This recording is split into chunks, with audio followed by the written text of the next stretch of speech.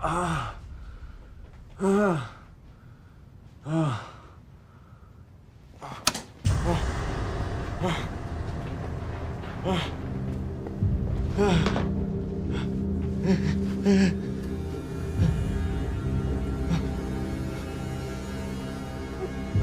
说，你是谁？问你话呢？那姑娘是不是你弄死的？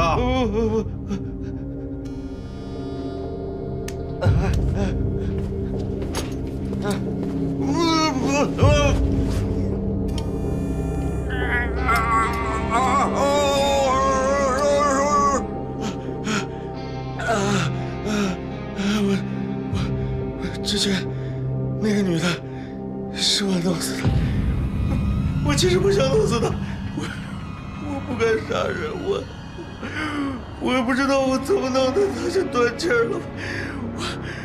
我不是冲你们，那你冲谁呀？我是想让警察去抓那个姓赵的。赵公子，你跟他有什么仇？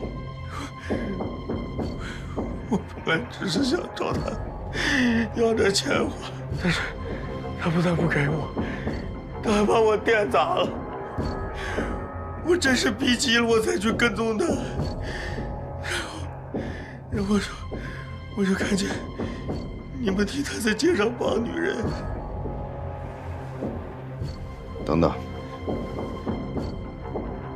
你凭什么管他要钱？你拿着他什么把柄？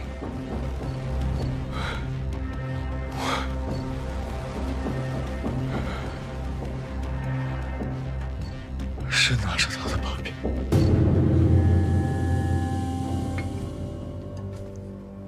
老聂，上回我跟你提过这方案，你考虑怎么样了？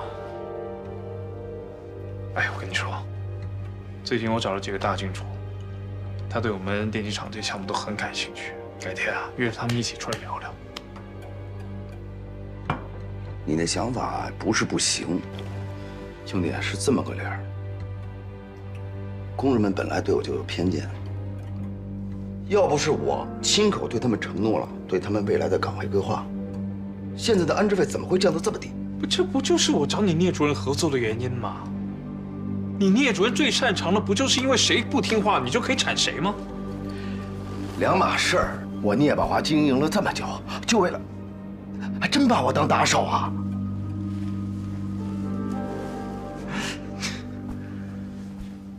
老聂，我这么跟你说吧，电机厂这个项目到这会儿，肯定停不下来。而且我跟那几个金主已经打好跑票，这个项目我肯定能够拿下。如果你碍于你的面子，还是搞定不了的话，我只能找别人。看你说的，你还真行啊，在宁江路子还挺宽，认识不少人。说实话，以前是不是来过？因为姑娘。兄弟，你去打听打听，我聂宝豪看中的项目在宁江谁敢碰？现在可不是80几年那会儿了。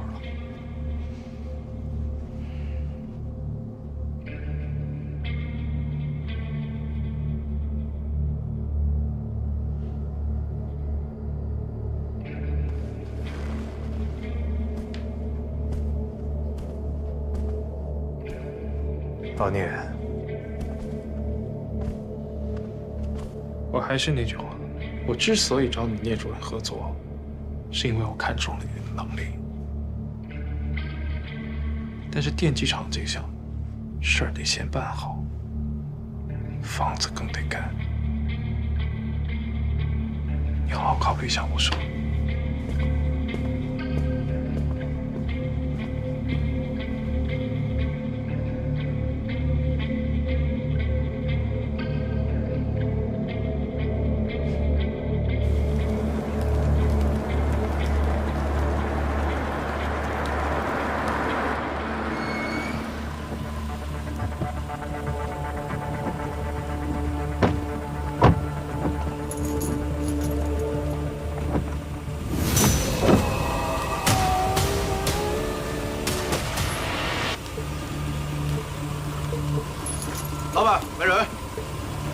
上车。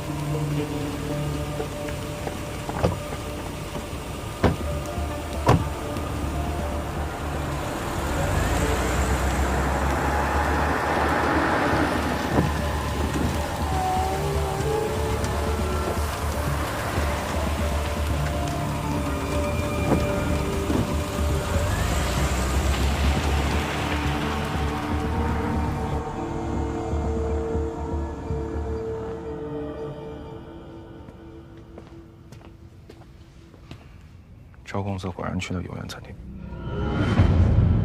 聂主任，你看我没骗你吧？他当年真的是把那女孩给糟蹋了，最后把人也给弄死了。这么大事儿，为什么不报警？我哪敢呀？我怕我自己说不清，把自己给弄进去了。聂主任，要不是后来我又遇到他，我这事儿早就烂在肚子里了。我问你，他当年是怎么把人弄死的？用刀？不，是掐死的。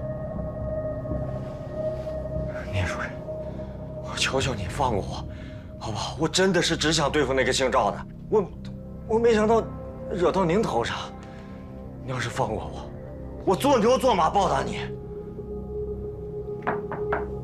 叶主任，赵公子来了。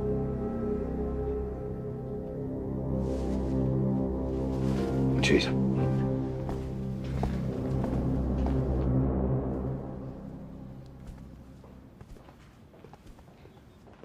怎么也不提前说一声就过来？万一我出去了呢？哎，老聂，替我办件事儿，找个人。这人在豆芽桥附近开餐馆呢，叫蒋广胜。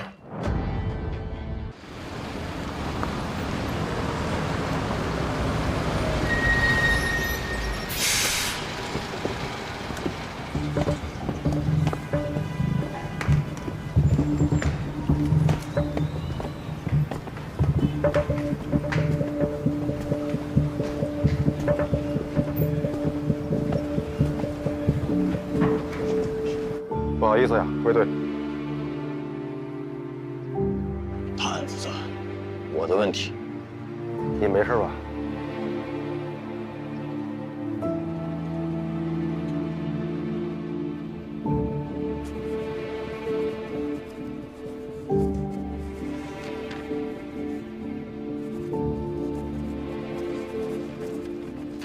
之前指认不实，这次一定要如实回答。说假话是要负法律责任的。好，我知道。2月24号晚上，你到底有没有见着在福安里扔包的人？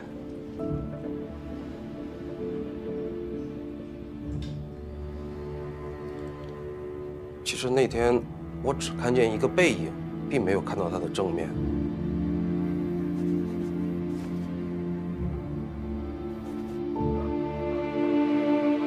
听说那个目击证人说的假话。哎呀，可不，已经另案处理了。哎，这下功夫全白费了。之前还以为是板上钉钉了呢。主要是魏队想盯，他还想把88案往里并呢。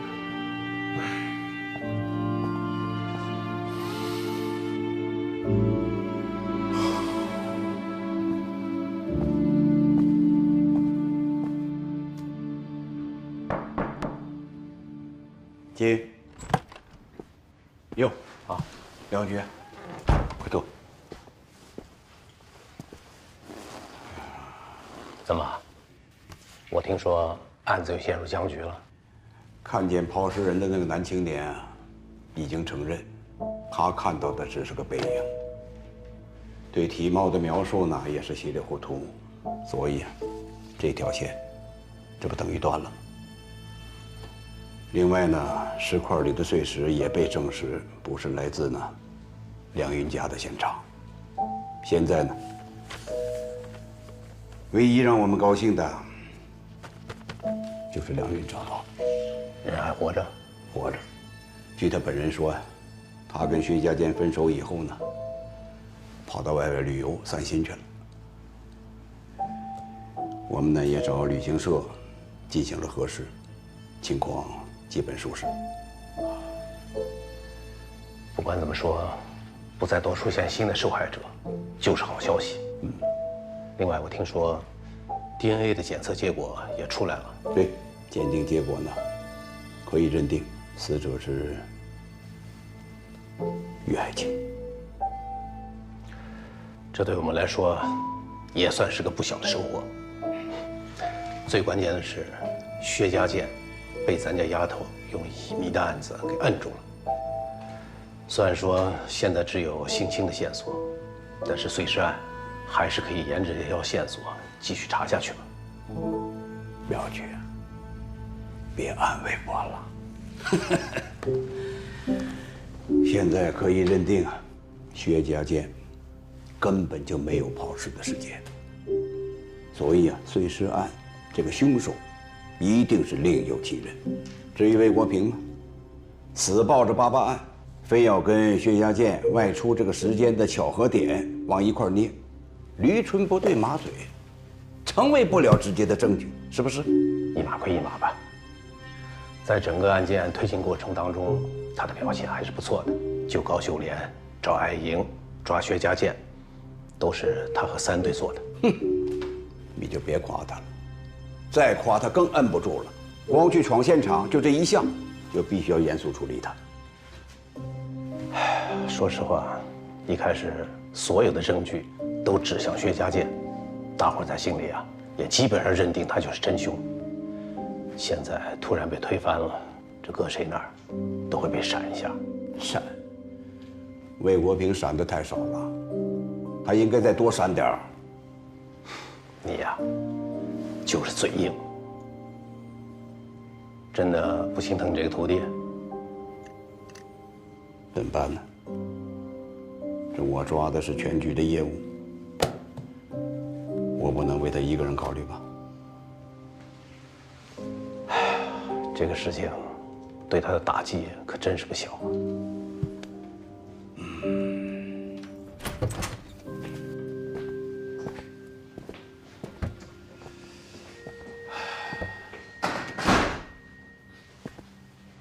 坐吧。不说工作，聊聊生活上的事儿。我没生活。不过听说你失眠很严重，一直这样吗？也没有，就这些年的吧，才有的。过去嘛，争强好胜，别人看半晚上书，我就看一宿；别人能站半天，我就站一天。老想比个输赢。那时候体力也好，不睡觉没关系。现在想睡睡不成。你说的这些情况，是在陈山河那件事之后发生的吧？您不是说我们聊生活吗？哎，我现在说的就是你这个人。我这人也没啥可聊的。你是个人才，一个优秀警察应该有的特质，你都具备。忠诚、勇敢、执着、不怕困难。你的经验、头脑、你的领导力都很出色。冷不丁夸我感谢领导。我这就说到你的缺点，你的缺点其实也就是你最大的优点——执着。可执着这个东西，它是个双刃剑。要是没有恰如其分的控制，那它就很可能变成一个致命的弱点，变成偏执。对，偏执。您不是第一个说我的这个问题，我相信也不会是最后一个。听你这意思，是不打算改了？想啊，改不了，跟失眠一样。还是因为陈山河吗？咱能不提这茬了吗？您接着找找别的缺点。我挺爱听的。作为一个老公安，我知道你是种什么滋味。一开始是震惊，你也不愿意承认，然后是愤怒，是悲伤，你也不知道从什么时候起，退却就会变成一种自责。你会问自己，为什么死的那个人不是我？你会觉得活着是一种太沉重的东西，会让你觉得喘不过气来。你不敢喝酒，你甚至不敢睡觉，恐惧一切可能会让你失去冷静的东西，因为哪怕是一点点、一瞬间的脆弱，都会让你觉得死去的人又还在。那3队弟兄在等我，我能有点事儿先去处理一下。就是这样的压力，它会让你想到，唯一能够逃脱这些困扰的方式就是破案，不顾一切的破案，找到他，抓住他，这样才能让你高位占有。没错，才能解脱自己。没错，就是这么想的。我就要破这个案子，我就是想把这个人抓住，而且我一定能抓住他。我向他保证过。我经历过和你一样的事情，我也走过同样的弯路，所以我希望你不要被这种情绪左右，不要失去你的冷静。这是破案的大忌。谢领导提醒。我们现在可以聊聊另外一件事了。聂小雨，他是你什么人？我是电机厂子弟，我父亲和聂宝华的爸爸是以前在一个车间，所以我跟聂宝华是从小一块长大的。聂小雨是聂宝华的亲妹妹。我问的是，他是你什么人？朋友。普通朋友还是男女朋友？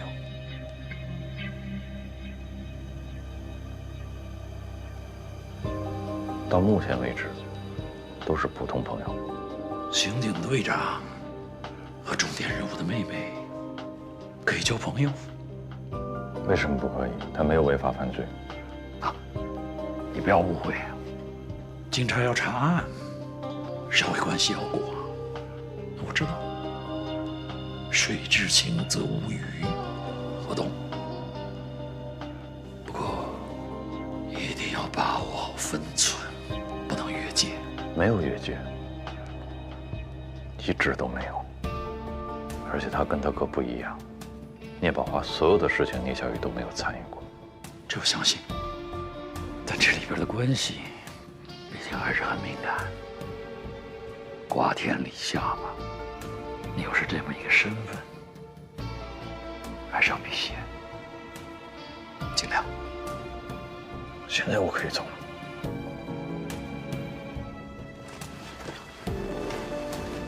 人都是有情感的，这太天经地义了。因此，很多人经常都忘了法不容情。我希望你不要忘了。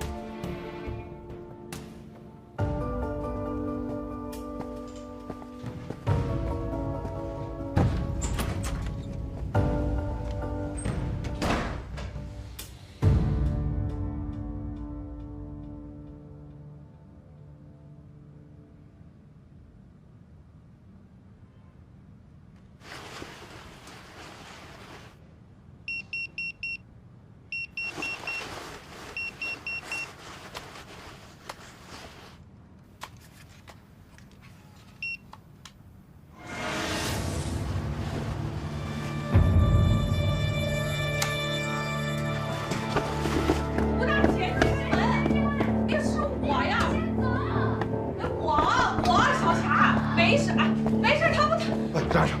哎呀，你快来，快开点门！哎呀，哎，你别砸你哥！你让他走，你没事吧？让他走。让谁走？他把你当成他了。什么？派出所跟我们说这儿住了一个刑满释放人员，我们说就过来看一眼，结果你看小霞让他成这样了。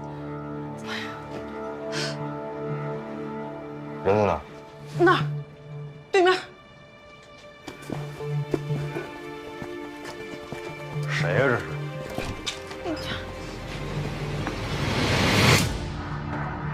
我。他叫王德发。我太知道他叫王德发了。你怎么出来了？你来这儿干嘛？这话说的，我出狱了，只要不违法，我干什么不行？谁告诉你的？谁让你找我妹妹来的？我只是跟她打个招呼，以后这不就对门住着吗？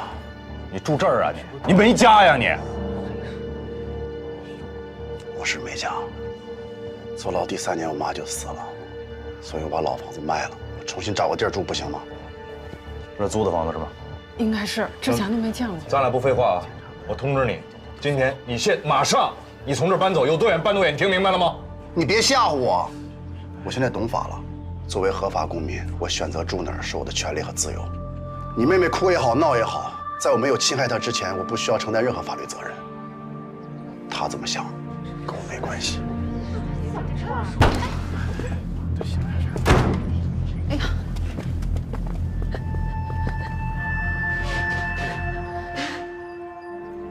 小霞，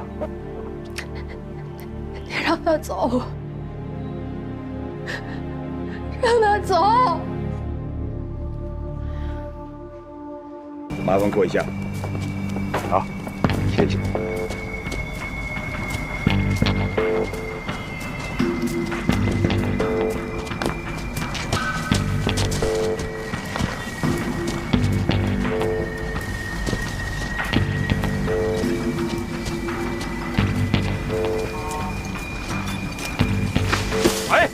干什么呢？小心点，不是？别碰了！不是保护现场不知道吗？新来的同志，你再把人吓着。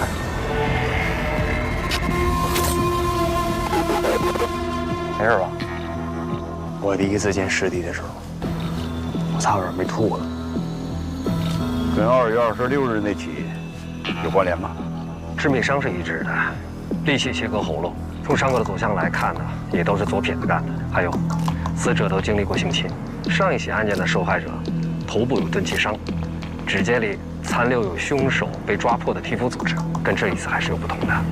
那也不能排除不是同一个所为，没准上一次罪犯啊作案的比较仓促呢。如果真是同一个人所为的话，那他这一次准备的更加充分，性侵时还特意戴了安全套。他是八万人吗？保卫科双雄的思路够一致的啊。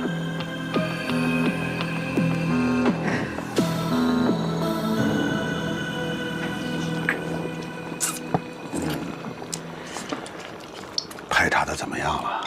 哎呀，别提了吧，摸排了3天了，哎呀，啥也没有，连个毛都没摸着。你说你是怎么说话呢？你比这个国平早入警队，就这态度啊？国平，不学他，你稳点啊！我很稳。来，师傅，我再给您添点。以后不能叫我师傅了，你现在有正经的师傅了。那不正经的不也是师傅吗？来。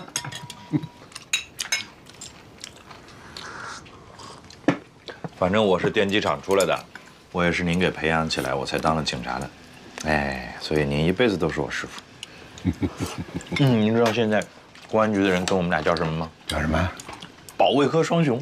哎呦，得了吧，这是什么好话呀？啊，不是好话是啥话？这小屁孩，大人说话你插什么嘴？回去学习去啊！来，把这个干掉。还是国平哥好。你呀，你就这么惯着他吧。我跟两个说呀，这个人啊，得赶快给他抓着。现在宁江市都传疯了，说咱们宁江来了一个割喉的恶魔，整得人心惶惶的啊。这个人吧，虽然选择的地方都是荒郊野外，但是那周围的都是什么厂矿企业，这样的地方，单独的女工进出的情况就比较多。否则啊，他也摸不着这些受害者。你说咱厂区南边这个废料堆会不会有什么危险啊？没事儿，爸，只要不下雨就没事儿。这跟下不下雨有啥关系？因为下雨的时候他作案就没有痕迹啊。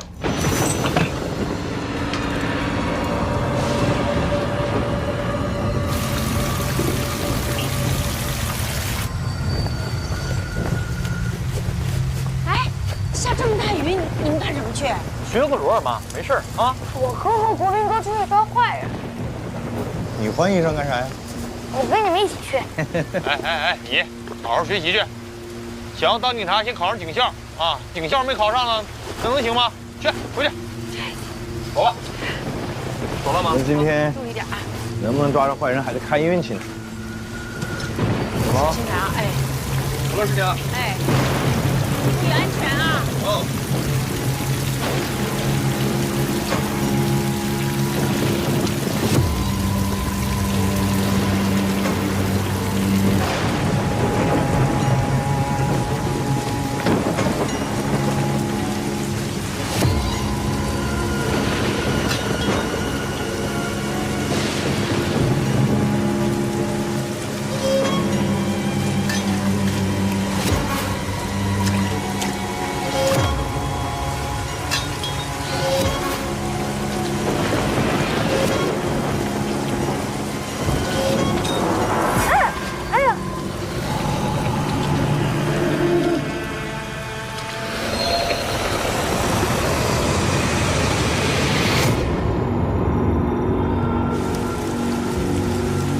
从那边走，我从这边走，咱俩到里面汇合，好吧？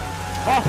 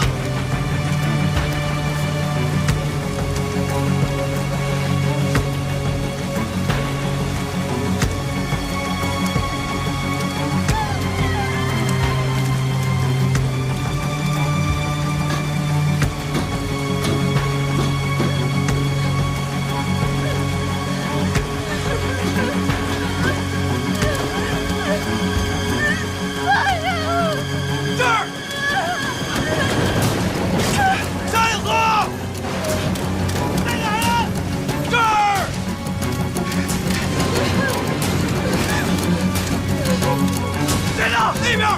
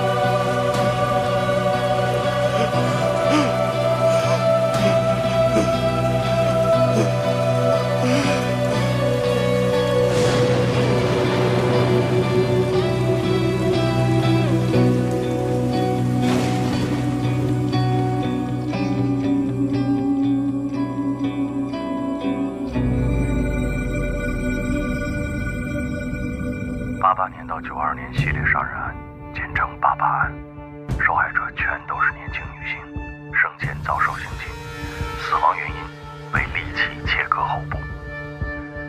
凶手选择在居民区或者矿场附近的偏僻地点作案，作案时间选择在雨夜，以此来掩盖作案痕迹。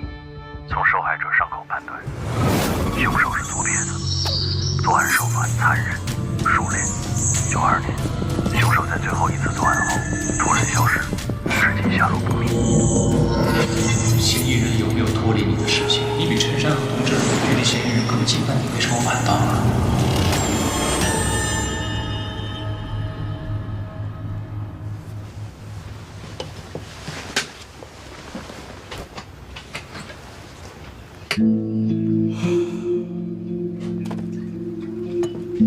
我需要多长时间？满打满算也就不到10分钟。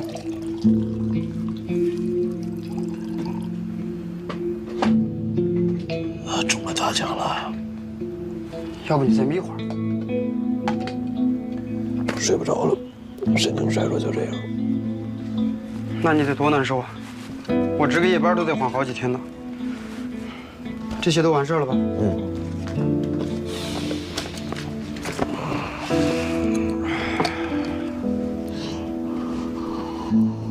今年能调到的重大刑事案件汇编都在这儿了。这是女性受害者案件，这是男性犯案人员案件。卫队，后半夜冷，你自己注意点。好。你我先走吧，到时候我把电闸拉了。那行，你慢慢看。超来了，小班。来了，超。哎，卫队。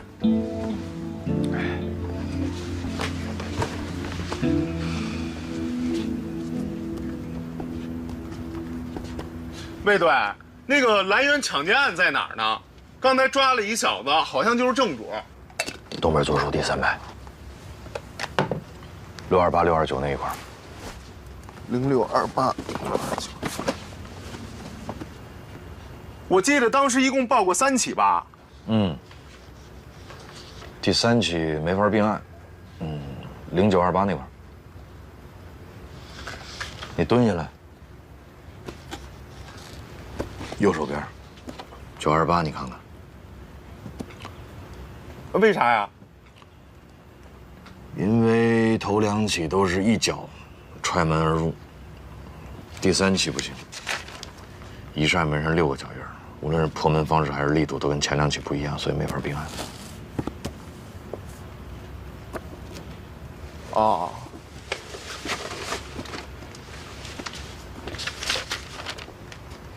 就服你。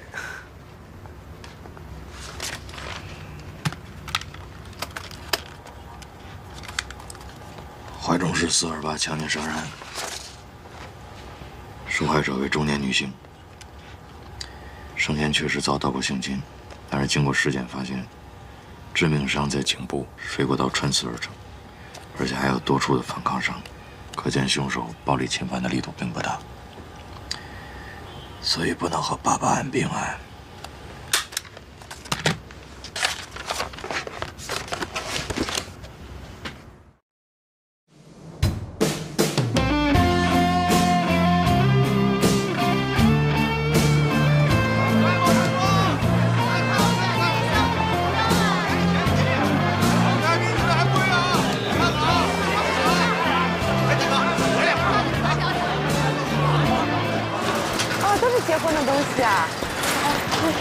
这套也很好，你看这套。这结婚啊，就是要，喜庆，红红火火，顺顺利利的。当然了，哎，不错不错，我试试，驾照也要拿好的啊。不错吧？小雅，小雅，小雅，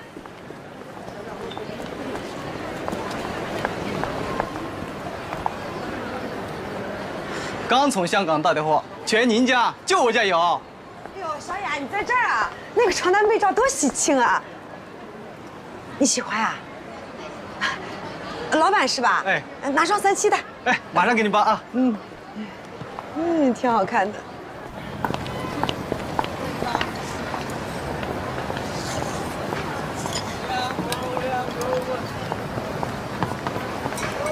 耳朵，没醉啊？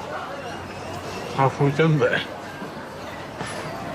废话，快50了，还是老侦查员，还有谁比我稳？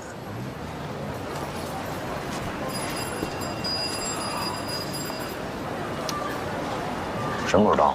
话说快到了吧？过来到底玩什么呢？枪啊、药啊，还是水货呢？活儿来得及，就在场上。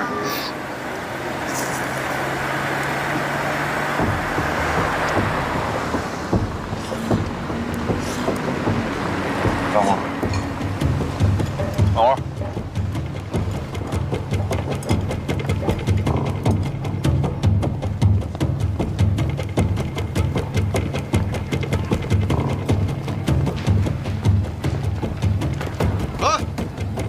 听好了，瞅准了再泼，别惊着群众，别碎了东西。听着没有，唐？说你呢？得了吧，唐，上次那玩意是你。上什么次？上次这次说你呢，你得注意，别大锅饭，别砸谁肥。好嘞。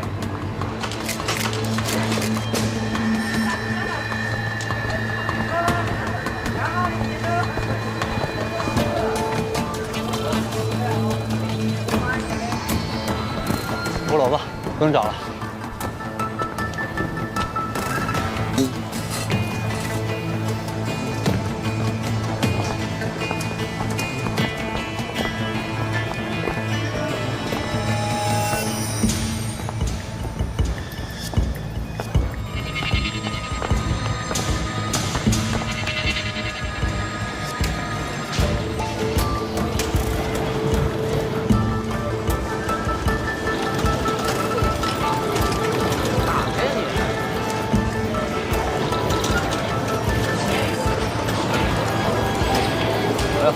哪位大哥，玩游戏啊？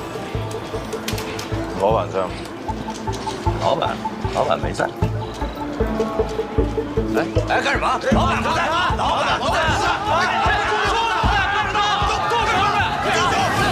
别动！警察！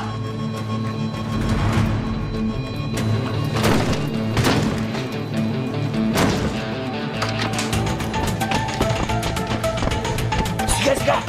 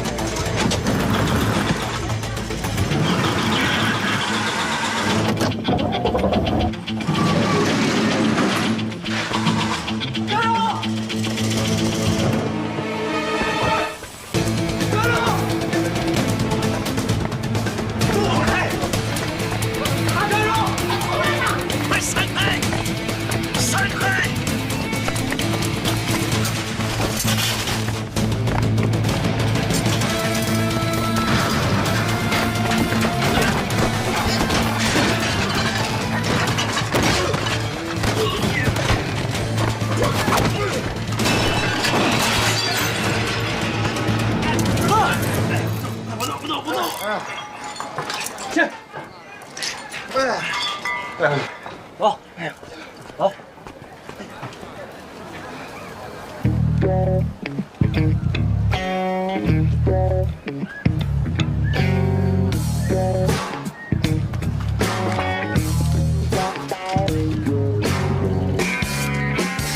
别的单位啊，都有什么工作手册什么的，你们领导估计也没这文化水平。来，都抬头，看这，治安管理处罚条例，一会儿啊，一人给我抄一份。我告诉你们，脑袋掉了，碗大的扒拉。我孟三儿也不是面捏的，今天你们要抓要关，看着办吧，反正我啥都不知道。场子都清完了，喊什么呀？都是你的人，喊给谁听呢？给我听了。我说魏队，您老人家就别折腾我行不行？这半天了，生意都黄了，我也得吃口饭呀。你吃饭那家伙在你肩膀上牢靠吗？不是，孟三儿，你为什么跑？我知道啊，你要不要自己跟我说说？我什么都不知道啊。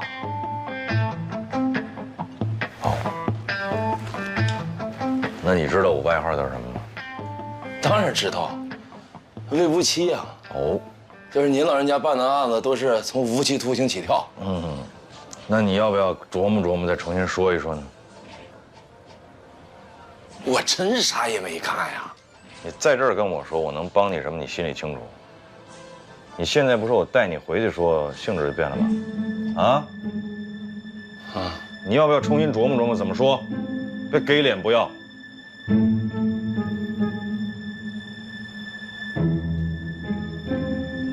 是不是广州那事儿？继续。这是我对天老爷发誓啊，跟我一点瓜葛都没有。我不去，他们非得让我去，我就跟那几个广州人碰了一杯酒，我啥都没说。跟你没别的关系啊？一点关系都没有。你要想去，我都能带你去。你知道他们住哪儿啊？知道啊。提你好使吗？好使啊。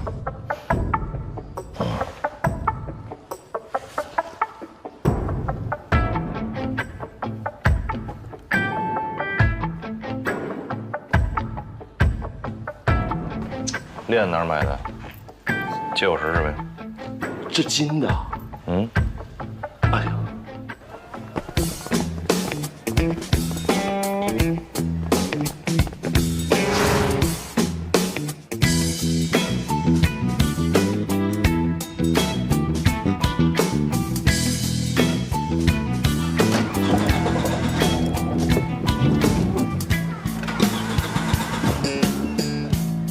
哎呀！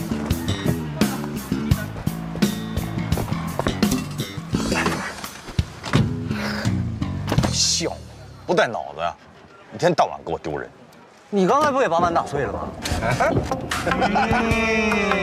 谁也别说谁，你和你师傅还有你师傅的师傅，一个样。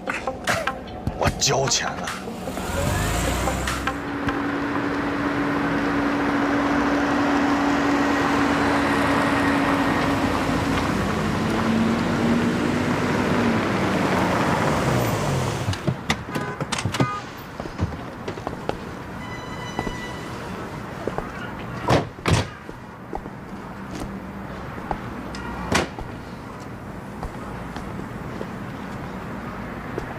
这帮人挺会挑地儿，这饭店适合抓捕。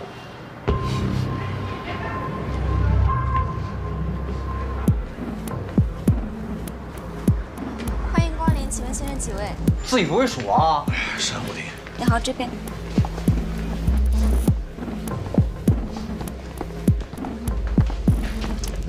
挺横啊，香吗？屁！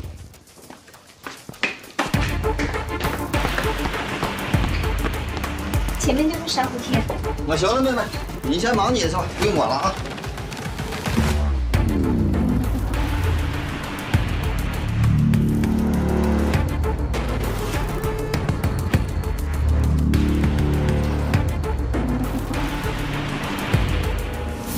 孟先生是哪位啊？我们老板要孟先生一个人进去了，剩下那些兄弟安排隔壁包间喝茶。还是信不过我孟老三的啊！行，喝茶去。好嘞，大哥。这边请。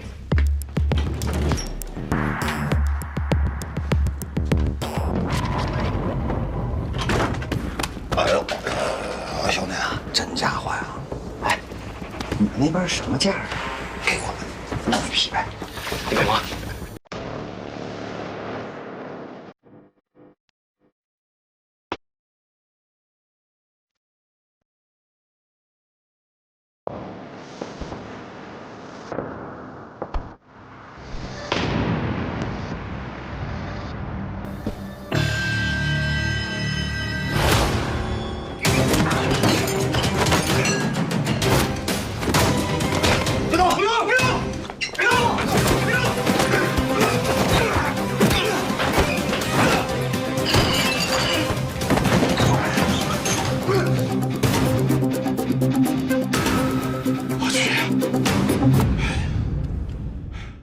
？profile from a sample that's 10 to thousands times smaller.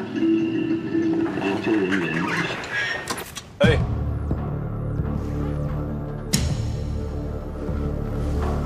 停电了吧？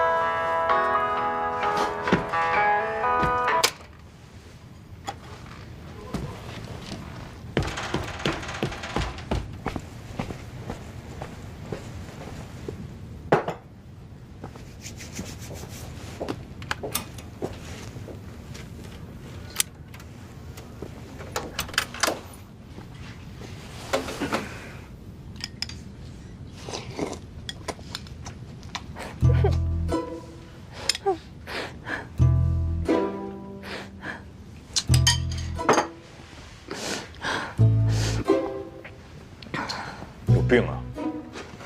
为这点事儿值当吗？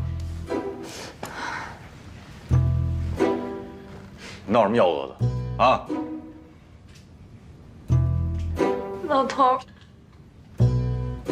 你到底喜不喜欢我呀？你不这破玩意儿干什么？我干他妈干活呢。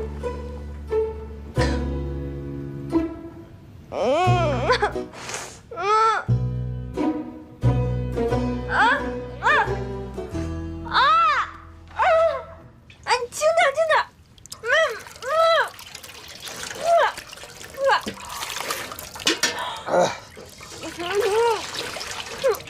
慢点。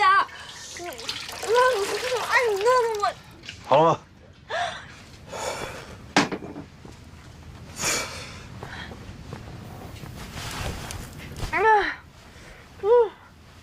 怎么这么辣？清凉油抹眼睛，亏你想得出来。挺大人了，能不能别天天我到哪儿你到哪儿？净给我添乱！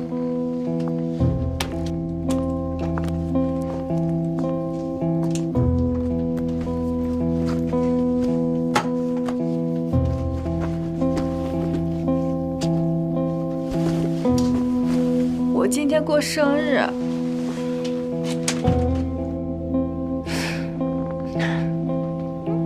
我不就是喜欢你吗？怎么就那么难啊？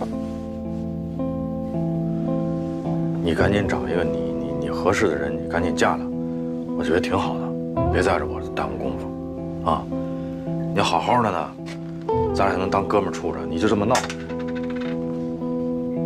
咱俩这辈子只能老死不相往来。那就老死不相往来。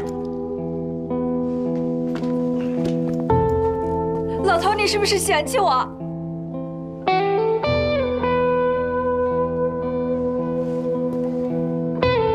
他有没有伤害你？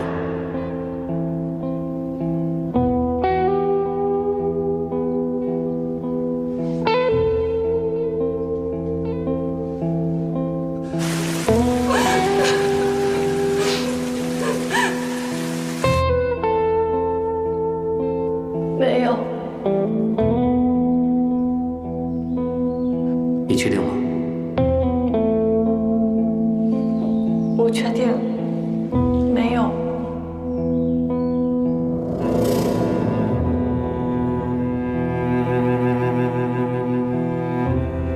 把袋子给我留。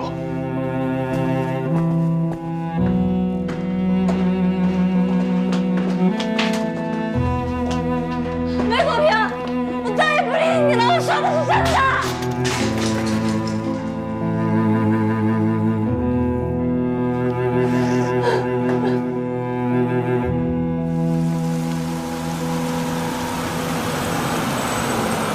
临江医学院站下车。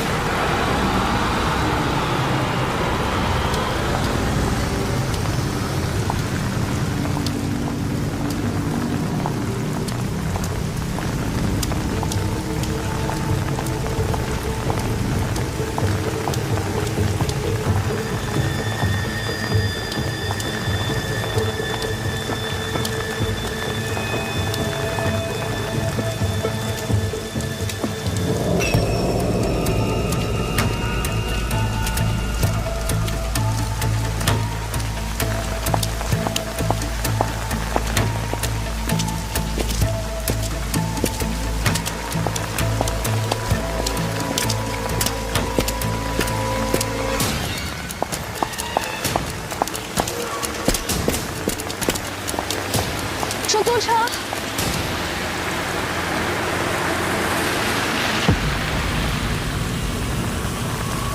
坐车吗？不用了，谢谢。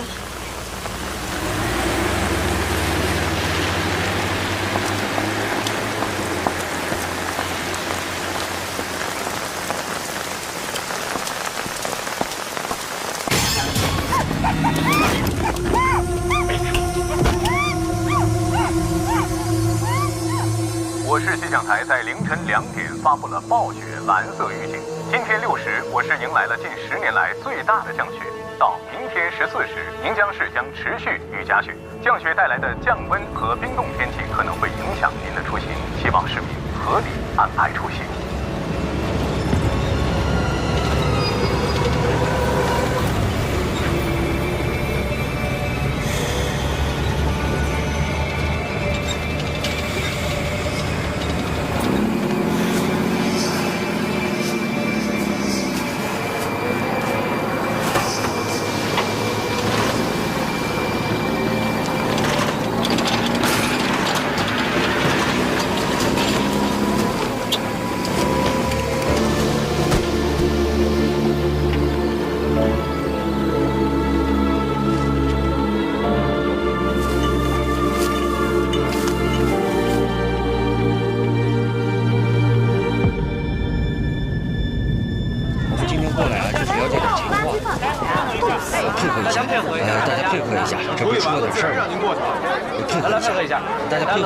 没什么大事啊。卫队，你可来了！怎么了？出大事了，不然不可能惊动你们。来，让一下。没什么大事，互相支持一下，时间不会很长的，好不好？互相配合一下。包所，往后退，往后退。这是我们豆芽桥所所长包维强。大头，来了。情况是这样。今天上午5点15分，我们辖区的一个环卫工人到所里来报的案，东西呢就是这垃圾箱里发现的，现在就在他家里搁着呢。什么东西？去看看吧。走，来走。来让一下，让一下这儿。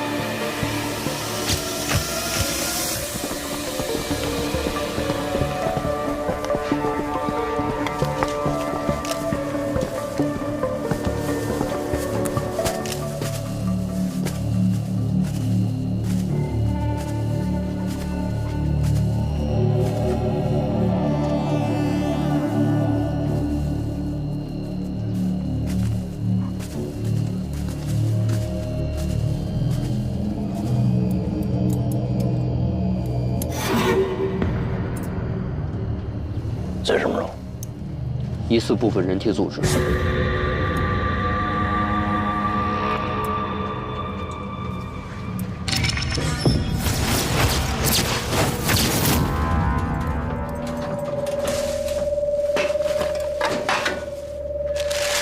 据说的这一片的亲戚共讲，昨天晚上干活的时候，他在垃圾点里发现了一个黑色的塑料袋，包裹得很完整，不像是一般的生活垃圾。因为以前也有人经常把食物不当作垃圾扔掉，所以他就把垃圾袋里的冻肉拿了回来。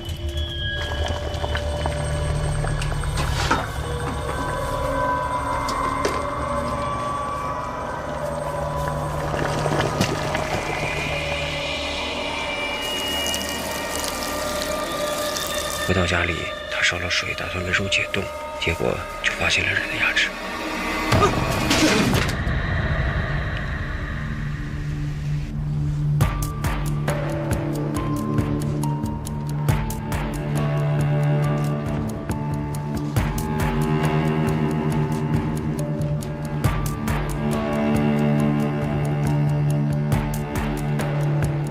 二哥，2个组，3件事。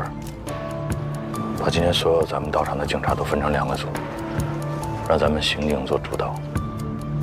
第一组把外围沿途所有的住户都摸一遍，问问他们说从昨天晚上到现在谁在这扔过东西。第二组把你们辖区内所有的这个垃圾箱赶紧封了吧，一个一个查。他们所周边的这个4个辖区派出所，一个都别漏。明白。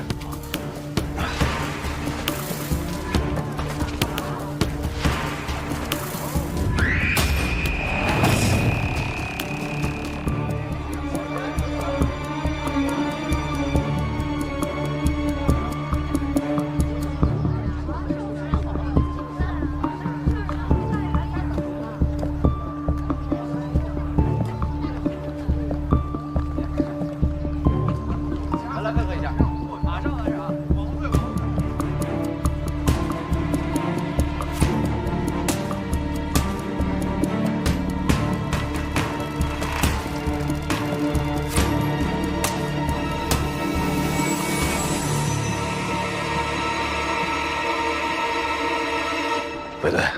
又冒了。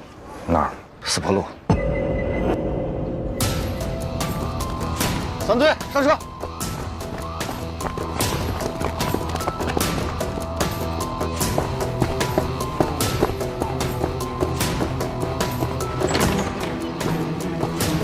同学们，因发生重大案件，今天的课暂停一次，大家自行复习啊。好。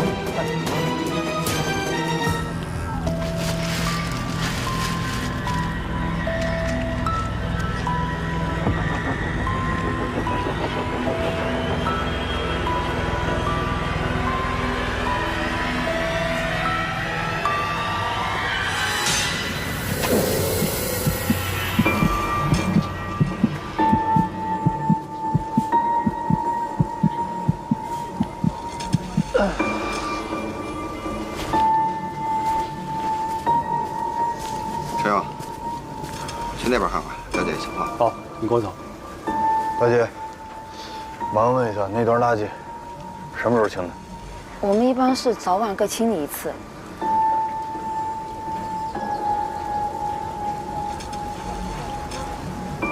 人命关天啊，希望你认真配合啊。你这有什么其他情况，你也可以跟我讲，我不跟你领导说。什么时候清的？我前2天滑了一跤，在家里歇了1天。所以哪天清的？前天下午刚拉走了一车。前天24号。好，哎，您去吧。来，24号，那就是24号夜里和25号抛尸的可能性最大。这2包尸块应该只是一小部分，至少还有60、70斤不知道在哪儿。二哥，那我有没有可能把这个时间线再往前拉？比方说23、24，假设都有可能有人抛呢？那如果要这样的话，那时候抛的会不会现在已经进垃圾处理站了？很有可能。那这垃圾这个，老包，就整个咱们这一片这个垃圾啊，一般是归置到哪儿啊？哎呦，这样，我赶紧安排人去问。赶紧。这个包明显比豆芽桥那个包要重得多。如果那边那个包可以手提着，这个包恐怕拎不了多远。所以我怀疑凶手有交通工具，至少是个自行车。咱这么着，假设是豆芽桥、四坡路、往西颐和南路、往南华中路，这是分进路是吧？对。抛尸案的特点一般是越抛越远，近的用手提，远的用交通工具。那豆芽桥这儿，有可能离案发地点更近。咱们这样，往前推，时间拉长啊，5天。你们去打听所有刚才我提到这些路段的夜巡民警值班的时候，谁看见推自行车的可疑的人，尤其是后座或者踏板上有包的，明白吗？3。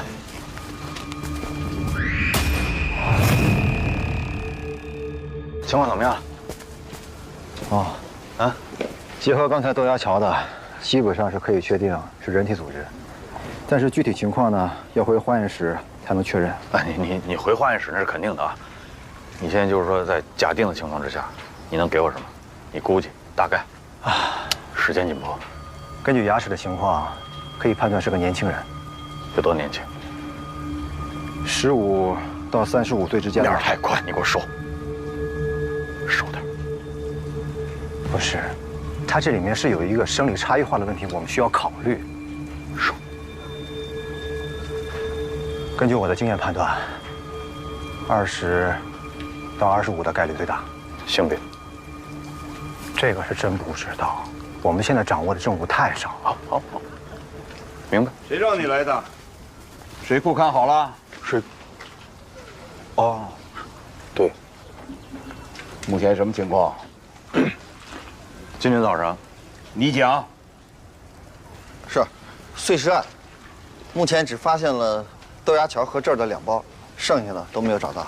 附近4个派出所，除了留下几十个人挨家挨户排查，剩下都撒出去翻垃圾箱了。这样啊，现在这个案子呢，就由你来指挥。你怎么的？还想继续看水库吗？三队同志呢？三队了，过来过来。三队的同志，一人进一个队，带领其他同志熟悉一下情况。别愣着了，行动！上！咱们去那边。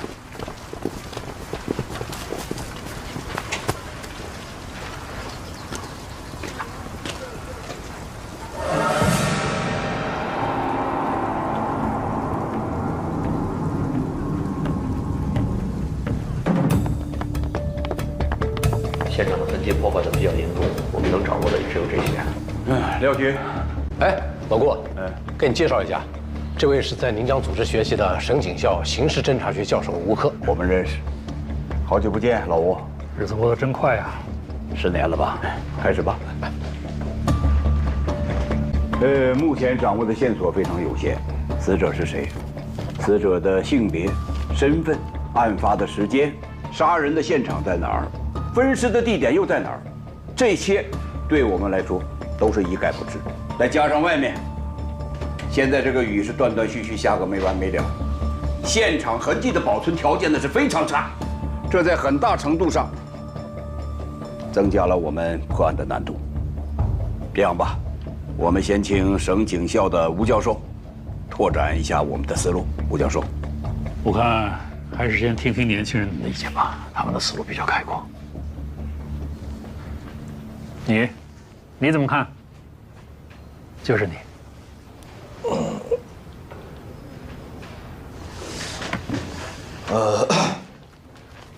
命案第一步应该先确定死者身份信息。那我们这是碎尸，比较麻烦，只找到了很少一部分尸块，所以我们现在应该找到剩余的大部分尸块，拼接一下。另外，同时呢，全市拉网，看看最近失踪人口情况，逐一核实比对，找到死者身份信息，再找他的社会关系，从内往外，核心到外延，这样的话应该离这个凶犯就不远了。还有什么补充的吗？细节肯定还会有很多啊，但是大方向跑不了。果然是办案经验丰富的老刑警，难怪你不用上我的课。这个案子的非常之处就在于，受害人不仅被分尸，而且尸体经过了高温蒸煮。以我们现在的技术条件，哪怕是我们在最短时间内找到了所有的尸块，也很难在短时间内迅速的比对出我们需要的受害者身份信息。那吴教授，您的意思？改变传统的由内向外的方法，用由外向内寻找尸源，当然是要继续做。可是现在不是工作的重点，重点应该是在宁江的周围布上一张大网。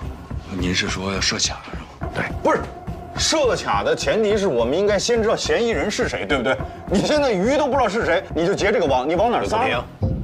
能不能先把嘴闭一下，听听吴教授怎么说？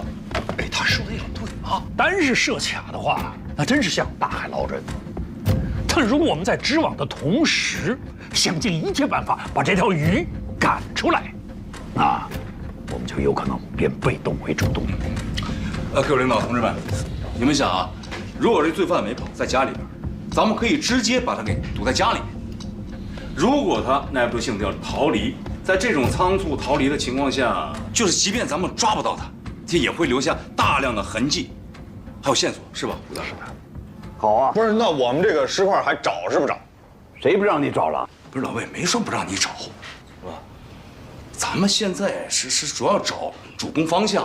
要分个主次，我分得清主次，我听明白了。我们找尸块这肯定是次的，问题是次的，你们能给我多少人？谁说你是次要的了？你听人家把话说完行吧？我认为首先我们要满足这个排查、设卡的警力布置，剩下的全都给你。那可以。好啊。宋哲，说一下人员具体怎么安排的？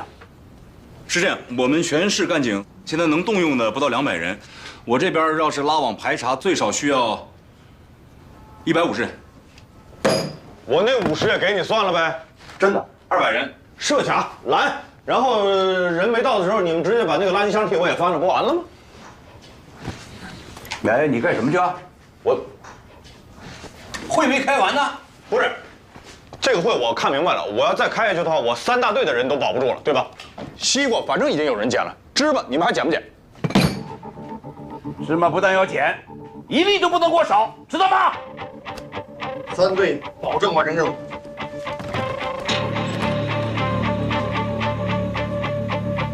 哎，干什么呢你？人家毕竟是省里来的专家。是啊，宋哲在就够了，我们不做别的工作吗？怎么样？各居民点垃圾箱都没有发现新的情况。咱不管他那个，我们干我们的，找石块还是第一要务，所以垃圾中转站必须得找，再不找来不及了。几位领导，我问一下啊，因为每天离开咱们泥江的人比较多，我们怎么才能迅速判断出谁是凶手呢？这种程度的分尸，其实是很难办到的。因此，我们怀疑这个凶犯他应该具备有相当的外科手术能力的人，或者是有宰杀牲畜的经验。他还需要独立的、可以操作的空间。找个人捎给我师傅。就说这是我补充发言。好，走。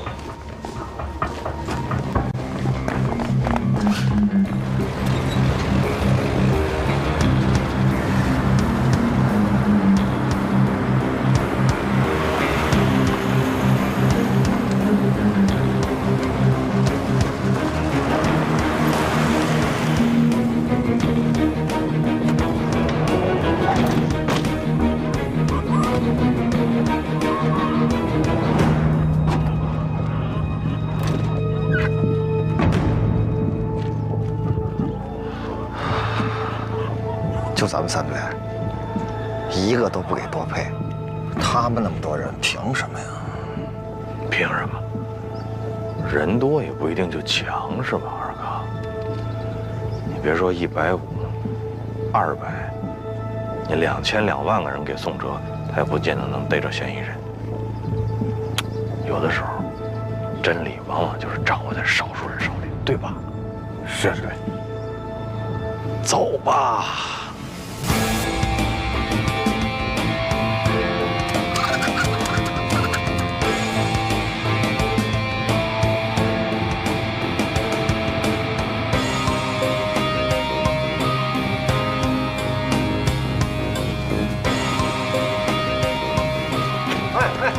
你们干嘛的？你好，是刑警队的，把你们这个垃圾车停运一下，我们要检查。检查？没接到领导通知啊？那我们现在就通知你。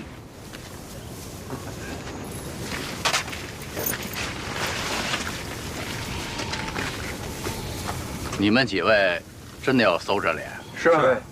确定吗？确定。真的？真的。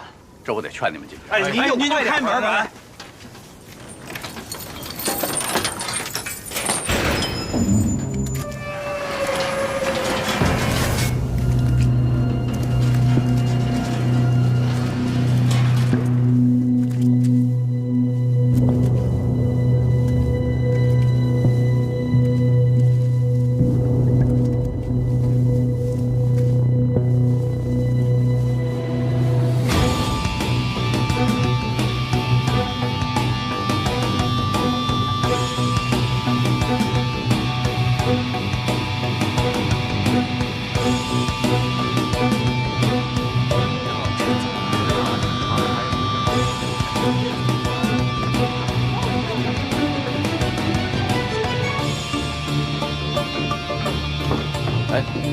不觉啊！你们分局刑警队到了吗？都到齐了。哎，不觉，卫队跟省里的专家杠起来了。谁瞎传的这闲话呀？啊，查案的消息要这么灵通就好了。不觉，听说省里的专家要查手咱们的案子。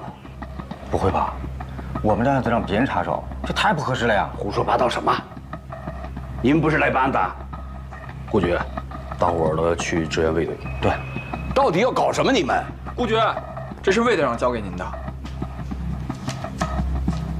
发动各单位、街道、居委会自行核对失踪人口，缓解警力问题。夜巡干警很有可能有人看到过抛尸者，重点询问。哼，我强调一下啊，从现在开始，所有的行动要服从统一指挥。啊，是。哎，廖局，啊，老顾，有事吗？有事跟你说。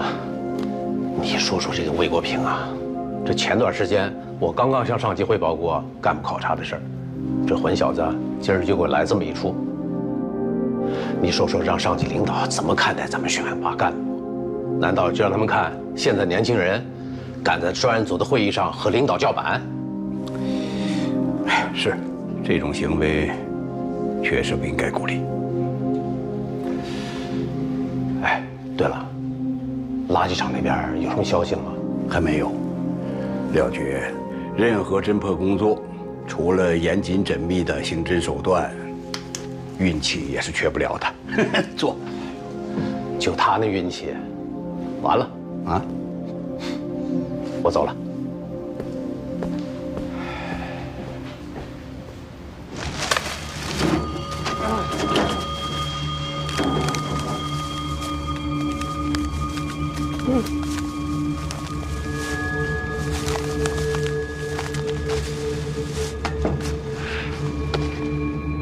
这里边能有石块啊？我刚才不是说了吗？前下口区5天的垃圾都在这儿了。从侦办逻辑上来讲，这个地方肯定会有发现的。这么变态的凶手哪有什么逻辑啊？谁告诉你变态就没逻辑了？那88年那个案子凶手不就没什么逻辑吗？那吴教授还让我琢磨琢磨说这个陌生人作案的可能性，你说这不扯淡呢吗？人家是专家，你就和我一样听着不就完了吗？专家也不能太偏心眼了呀！你看人家宋处兵强马壮，你再看看咱这边这什么呀？这是，哎，咱们还叫哀兵必胜，咱们以少胜多，好不好？好，加油！加油！